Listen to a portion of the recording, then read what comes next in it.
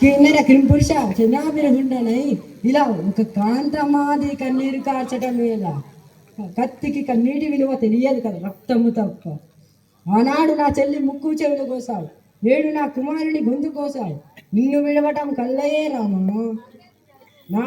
నా యుద్ధానుభవం అంత లేదు నీ వయస్సు. రక్కసులారా రెండి, దిక్కులు పెక్కడిల్లేలా చాటండి.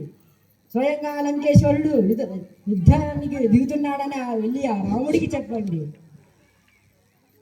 రణబేరి మోగించండి, సైన్యాన్ని సాగించండి, శంఖాన్ని ఊరించండి.